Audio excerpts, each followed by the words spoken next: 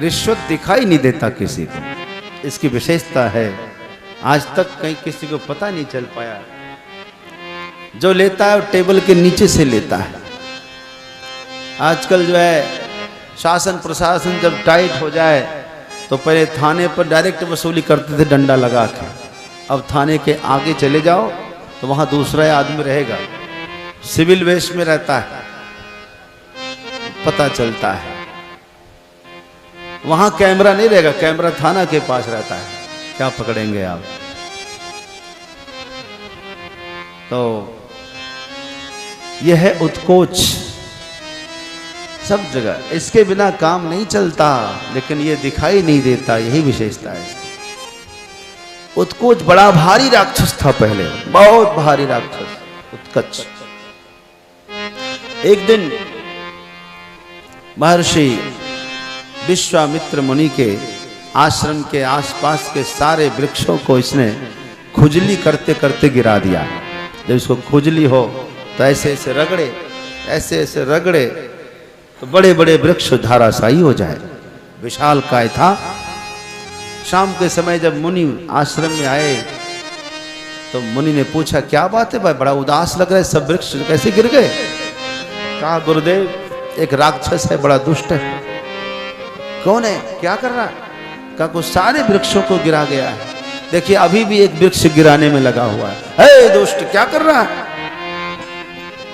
तो कहता है कि गुरुजी क्षमा करो, खुजली बहुत मच रही है, कोई लड़ने वाला नहीं मिल रहा है, इसलिए वृक्षों से रगड़ रगड़ के खुजली मिटा रहा हूं, शरीर बहुत भार है।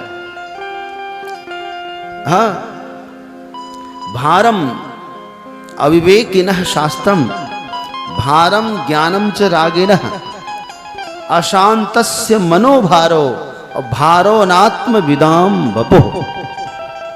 अर्थात कहते हैं कि जो विवेकी पुरुष नहीं होगा, यानी जिसका विवेक जागृत नहीं होगा, वो बहुत सारे शास्त्र भले ही पढ़ ले, वह शास्त्र उसके लिए भार हो जाएगा। समझ रहे ना, एक शास्त्र होता है उलझने वाला, एक पढ़ाई होती है सुलझने वाली, निकलने वाली, एक पढ़ाई होती है फंसने वाली, वो फंसता चला जाएगा, उसके लिए शास्त्र भार है अविवेकी पुरुषों के लिए। और जो अज्ञानी है, जिसको वैराग्य नहीं है, उसके लिए ज्ञान भार है, भारम ज्ञानम च रागिन। और जो शांत व्यक्ति स्वभाव का नहीं है, उसके लिए उसका मन ही भार है। और जिसको आत्मज्ञान नहीं है, उसके लिए उसका शरीर भार है। मुनि ने कहा, अरे मूर्ख, आत्मा को समझो, आत्मा को, शरीर तुम्हारे लिए भार लग रहा। हाँ महाराज, क्या करें, हमें समझ में नहीं आता आत्मा क्या है। तब महाराज मुनि ने श्राप दिया, जा, तेरे लिए शरीर भार है, तू हल्का हो जा, तू बिना शरीर का हो जा। अब उत्कोच जिंदा तो रहा, तब से उसका शरीर ही गायब हो गया। वह जिंदा है, किसी को दिखता नहीं है, अपना काम वो कर देता है। वही उत्कोच आया है, कंस के अधीन है वो। जब वो उत्कोच यहां आया तो खड़ा रहा। भगवान श्री कृष्ण पालने में झूल रहे, सखा झुला रहे, मैया भीतर आंगन में सखियों के साथ कीर्तन कर रही है, भजन गा रही है। तो उसी समय में उत्कोच आया है।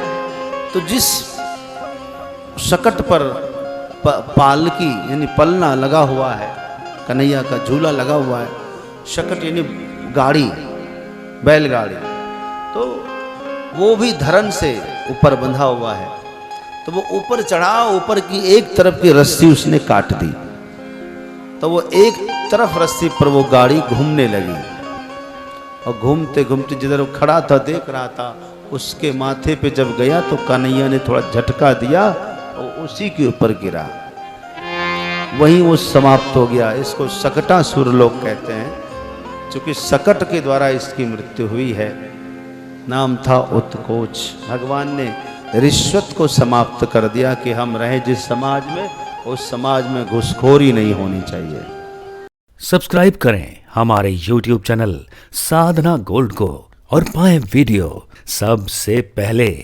और हाँ, बेल आइकन दबाना ना भूलें।